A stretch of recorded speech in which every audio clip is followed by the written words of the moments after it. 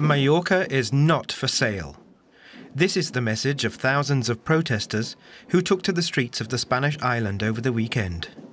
An average apartment in Mallorca now costs €1,500 per month, unaffordable for most islanders, and many blame mass tourism. It's enough. Everything is about tourism. At the same time, our lives get precarious and we can't find a place to live. Many here earn €1,300 to €1,400 per month. They still share an apartment at the age of 40. The number of tourists in Mallorca has been increasing steadily, and more holidaymakers want to rent their own apartment. At the same time, local homeowners and investors are trying to benefit from the trend.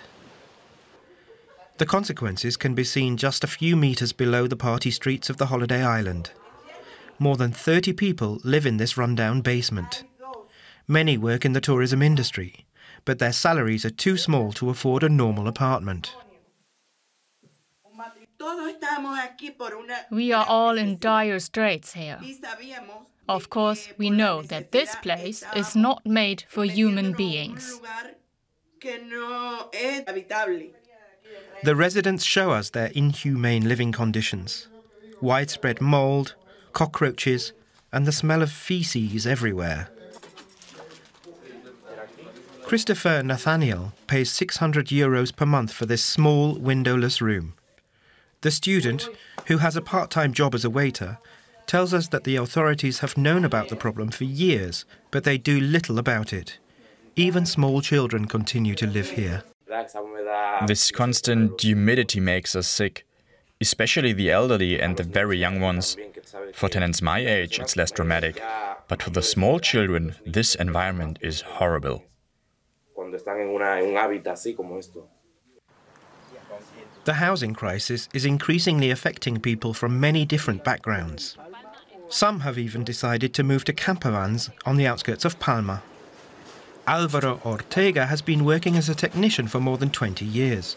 His income is okay, he says, but still, after the last rent increase, he and his dog had to move into a van. My life changed from one day to the next. I used to have an apartment with 3 rooms and 2 bathrooms. Now I live in 12 square meters. Of course, everything is completely different now, but you can get used to this lifestyle. Local journalist Gemma Marchena has been writing about the problem for years. She says it's mainly due to failed policies.